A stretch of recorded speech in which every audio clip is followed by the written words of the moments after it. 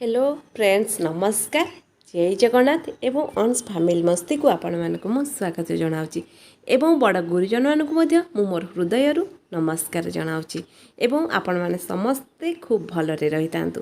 तो आज मु आपण मानक पई तो आपण माने तो मोर वीडियो आज कौन रही आपण माने थंबनेल रु आपण माने जानि पारिथिबे आजिर वीडियोटी दुब्ब घास उपरे आधारित।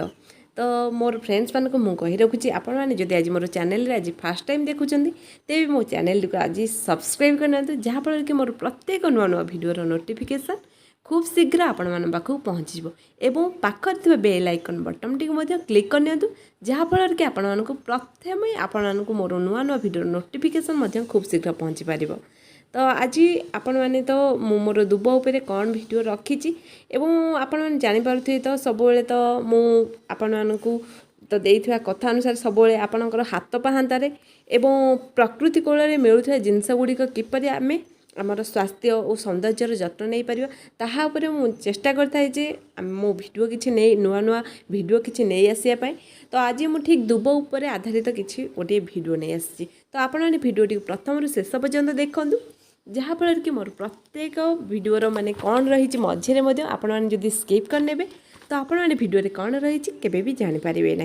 तो आपण मैंने वीडियो देखूँ जे आम जो स्थान में रोचे जहाँफल कि आमर चतुर्पार्श्वर आमर चारिपाखरे एवं प्रकृति कोल एवं बजार घाटे बाड़ी बगीचारे तो आपण मैंने दुब घास बहुत सहजरे आपण मान पाखरे पहुँची पार। आम आज तो दुब घास यार तो आम जानते दुब घास तो बहुत धार्मिक महात्म्य रही आपण मैंने निश्चित भाव में जानते किंतु यार बहुत असाधारण औषधीय गुण रही यार आहरी अनेक गुड़िए कौन कौन गुण रही चलतु आम आज यही भिडियो देखा आपण मैंने जहाँफल कि आपण मैंने कौन कहूँ आपण मैंने लेखि रखु आ मो परी यार फायदा उठातु तेबे आसतु जानिबा यही उपाय गुड़िक कौन सबू। तो प्रथम उपायटी हूँ तो मधुमेह। तो एमती समाज रे बर्तमान तो एमती समाज रे तो मधुमेह रोग प्रत्येक लोकंर घरे कहीं ना कहीं मधुमेह रोगी रही। तो आमे दुब घास आमर डायबिटीज को नियंत्रण करि पारिबा। तो रक्त रे सुगर लेवल को आमे कंट्रोल करि पारिबा। तो 2 चामच आपण माने दुब घासर रस सह गोटे चामच लिंबर रस मिसाई 1 ग्लास पानी रे आपण माने सकाळु खाली पेट रे पियंतु। एहा करिवा द्वारा आपण मानक पाखरे डायबिटीज नियंत्रण होई पारिबो एवं रक्त रे सुगर लेवल कंट्रोल रे रहिबो। द्वितीय उपायटी हेउची मुख दुर्गंध। दर्शक बंधु बहु लोकों दांतरु रक्त बाहर माढ़ी दरज होगा एवं मुख दुर्गंध आदि समस्या बहुत लोग आक्रांत होता एथिपाई आपण मैंने बहु नामी दामी जमी कंपानी प्रोडक्ट यूज करुवे एवं बहु पैसा खर्च करुवे किंतु थरे आपण बाड़ी आपण मैंने किसी दुब घास प्रयोग करंतु एवं दुब घास किछि दुब घास नहीं आसतु ताकू भल भाव में धोई दिंतु एवं आपण मैंने से दुब घास को टे भल भाव में छेची नियंतु।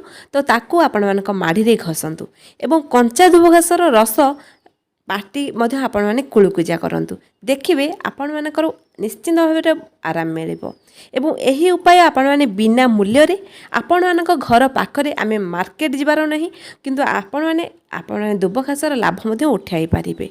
तो यह करने द्वारा आमर दांतर मुख दुर्गंधर बहुत प्रकार लोकंर मुख दुर्गंध हवा द्वारा से माने कौन सी लोकों पाखक जापारती ना। तो से मन में बहुत सारा भय रही है तो मोर पार्टी एत जोरे स्मेल होची मु कहा संगे केमिति कथा हेबी तो ये माने समस्त माइंड रे रही है किंतु आपण माने एही दुबर प्रयोग करंतु निश्चिंत भाव में बहुत भल लाभ मिल पार। तृतीय उपायटी हूँ चर्म रोग। तो चर्म रोग बंधु माने तो आपण मैंने किछि हलदी नहीं जातु एवं ता सहित किछि मुल्तानी मिट्टी एवं किछि दुब घास को नहीं गोटे पेस्ट प्रस्तुत करंतु एवं आपण मानक फेस रे यहाकू प्रयोग करंतु जहाँफल रे देखिबे आपण मानकर स्किन बहुत भलरे ग्लो करि पारिबो एवं ता सहित बहुत सारा लोकंकर जेमिति कि बहुत बड़ प्रॉब्लम थाए जहाँकि काछुकुंडिया छऊ एवं खरारे से मानकर जेमिति घिमिरी बाहरिबा यही समस्या गुड़िक आपण मैंने यही पेस्ट आपण मैंने गोटे थर लाखे यूज करंतु। तो आपण मैंने निश्चिंत भाव में यह व्यवहार करने द्वारा यार फल कौन होउची तो आपण मैंने निश्चिंत भाव में जानीपारे। तो आपण मैंने बिना मूल्य रे आपण मैंने यार फायदा उठाई पारे। तो चर्म रोग आमे बहुत जल्दी आमे मुक्ति पाई परिबा। चतुर्थ उपायटी हूँ ऋतुस्राव। ତ ଋତୁସ୍ରାବରେ ବହୁତ ସାରା ମହିଳାମାନଙ୍କର ଯେମିତିକି ପେଟ କାଟିବା ଏବଂ ଦରଜ ହେବା ଏବଂ ତା ସହିତ ବ୍ଲିଡ଼ିଂ ବହୁତ ଜୋରେ ହୋଇଥାଏ।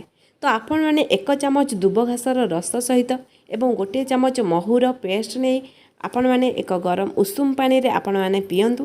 ତ ଦେଖିବେ ଏହାର ଆପଣମାନେ ଏହି ଉପାୟଟି କରିବା ପରେ ଆପଣମାନଙ୍କର ପେଟ କାଟିବା ବନ୍ଦ ହେଇଯିବ। ତା ସହିତ ଋତୁସ୍ରାବ ସମୟରେ ଯେଉଁ ବ୍ଲିଡ଼ିଂ ହୋଇଥାଏ ତାହା ମଧ୍ୟ କମ୍ ହୋଇଯିବ। ତ ଏହି ଉପାୟ ଅବଲମ୍ବନ ଆପଣ ମଧ୍ୟ ବିନା ମୂଲ୍ୟରେ କରନ୍ତୁ। ଘରେ ରହିକି ଆମେ ମାର୍କେଟ ଯିବା ଦରକାର ନାହିଁ, କୌଣସି ଡକ୍ଟର ପାଖକୁ ବି ଯିବା ଦରକାର ନାହିଁ। ତ ପଞ୍ଚମ ଉପାୟ ହେଉଛି ଦୁବଘାସର ଚାହା। ବର୍ତ୍ତମାନ ସମାଜରେ ତ ବହୁତ ସାରା ଲୋକ ଗ୍ରୀନ୍ ଟି ପିଅନ୍ତି। ଆପଣମାନେ ଦୁବଘାସର ଚା ଠିକ୍ ସେମିତି ପିଅନ୍ତୁ। ତ ଦୁବଘାସ ନେଇ ଆସନ୍ତୁ, ତାକୁ ଭଲ ଭାବରେ ସଫା କରି ନିଅନ୍ତୁ ଏବଂ ତାକୁ କିଛି ରସ ବାହାର କରି ଦିଅନ୍ତୁ। ତ ସେହି 2 ଚାମଚ ରସ ଏବଂ କିଛି ହନି ଯାହା ମହୁ ଏବଂ ଗୋଟିଏ ଚାମଚ ମହୁ ଆପଣମାନେ ଭଲ ଭାବରେ ତାକୁ ଫୁଟେଇ ଦିଅନ୍ତୁ ଏବଂ ସକାଳୁ ଆପଣମାନେ ଗ୍ରୀନ୍ ଟି ଯେମିତି ପିଉଛନ୍ତି ଠିକ୍ ସେମିତି ଆପଣମାନେ ଦୁବଘାସର ଚାକୁ ପିଅନ୍ତୁ। ତ ଷଷ୍ଠ ଉପାୟରେ ଆପଣମାନେ ଦୁବଘାସରେ ତ ଆମର ଯେମିତି ବହୁତ ଭଲ ପ୍ରପର୍ଟି ରହିଛି ଏବଂ ଆମର ଆଣ୍ଟି ଏଜିଂ ପ୍ରପର୍ଟି ମଧ୍ୟ ରହିଛି ଦୁବଘାସରେ। ତ ଆପଣମାନଙ୍କର ସୌନ୍ଦର୍ଯ୍ୟକୁ ବହୁତ ଭଲ ବୃଦ୍ଧି କରିପାରିବ। ଏହା ମୁଁ ନିଜେ ପରୀକ୍ଷିତ, ଆଉ ଆପଣମାନଙ୍କୁ ମଧ୍ୟ ଏହା ବ୍ୟବହାର କରନ୍ତୁ ଥରେ, ନିଶ୍ଚିନ୍ତ ଭାବରେ ଦେଖିପାରିବେ ତ ଆପଣମାନଙ୍କର କେତେ ଭଲ ବେନିଫିଟ୍ ମିଳୁଛି। ତ ସପ୍ତମରେ ମୁଁ ଆଜି କହୁଛି ଯେ ଦୁବଘାସର ଜୁସ୍। ତ ଆପଣମାନେ ପ୍ରତ୍ୟେକ ଦିନ ଦୁବଘାସର ଜୁସ୍ ସକାଳୁ ଖାଲି ପେଟରେ ଆପଣମାନେ ପିଅନ୍ତୁ, ଯାହାଫଳରେ କି ଆପଣମାନଙ୍କର କୋଲେଷ୍ଟ୍ରୋଲ୍ କମିବ, ତା ସହିତ ହଜମ ମଧ୍ୟ ହେବ ଏବଂ ଆପଣମାନଙ୍କର କଲିଜାକୁ ମଧ୍ୟ ଥଣ୍ଡା ରଖିବ। ତା ସହିତ ଗ୍ୟାସ୍, ଏସିଡ଼ିଟି ଏବଂ ଲିଭର ଜନିତ ସମସ୍ୟାରୁ ମଧ୍ୟ ଆପଣମାନେ ମୁକ୍ତି ପାଇପାରିବେ। ତ ଆମେ ଆମର ବିନା ମୂଲ୍ୟରେ ଏତେ ସାରା ଆମକୁ ଯଦି ବେନିଫିଟ୍ ମିଳୁଛି ତେବେ ଆମେ ନିଶ୍ଚିନ୍ତ ଭାବରେ ଦୁବଘାସର ପ୍ରୟୋଗ କରିବା ଉଚିତ। ତ ଆପଣମାନେ ନିଶ୍ଚିନ୍ତ ଭାବରେ ଜାଣିଥିବେ, ସେ ବଡ଼ ଲୋକ ହୁଅନ୍ତୁ କିମ୍ବା ଛୋଟ ଛୁଆ ହେଉନାହାନ୍ତି ନା କାହିଁକି। ତ ବନ୍ଧୁମାନେ ଯଦି ନାକରୁ ଆପଣମାନେ ଜାଣିଥିବେ ଯେମିତି ବହୁତ ସାରା ଲୋକଙ୍କର ନାକରୁ ରକ୍ତ ବାହାରୁଥାଏ, ତ ଆପଣମାନେ କ'ଣ କରିବେ ନା, ତ ସାଙ୍ଗେ ସାଙ୍ଗେ ସେହି ଦୁବଘାସକୁ ଆପଣମାନେ ହାତରେ ମକଚି ଦିଅନ୍ତୁ। ତ ତାକୁ ଆପଣମାନେ 2 ଠୋପା ଏପଟ ନାକରେ ତ 2 ଠୋପା ସେପଟ ନାକରେ ପକାଇ ଦିଅନ୍ତୁ। ଦେଖିବେ ନିଶ୍ଚିନ୍ତ ଭାବରେ ସେହି ରକ୍ତ ମଧ୍ୟ ବନ୍ଦ ହୋଇଯିବ। ତ ଆଜିର ଭିଡ଼ିଓ ଆପଣମାନଙ୍କୁ ମୋର ବନ୍ଧୁମାନଙ୍କୁ କେମିତି ଲାଗିଲା, ଆଉ ମୁଁ ଆଜି ଭିଡ଼ିଓରେ ଯାହା ରଖିଛି ମୁଁ ନିଜେ ବ୍ୟବହାର କରିକି ହିଁ ଏହି ଭିଡ଼ିଓଟିକୁ ବନେଇଛି। ଆପଣମାନଙ୍କୁ ଆଶା କରୁଛି କି ଖୁବ୍ ଭଲ ଲାଗିଥିବ ଆଜିର ଭିଡ଼ିଓ ଏବଂ ମୋର ଯଦି କିଛି ଭୁଲ କହିଦେଇଥାଏ ତାହେଲେ ଆପଣମାନେ ମୋତେ କ୍ଷମା କରିନେବେ ଏବଂ ମୋର ନେକ୍ସଟ କ'ଣ ନୂଆ ଭିଡ଼ିଓ ଆଣିଛି ଆପଣମାନଙ୍କ ସହିତ ମୁଁ ସେୟାର କରୁଛି। ଜୟ ଜଗନ୍ନାଥ।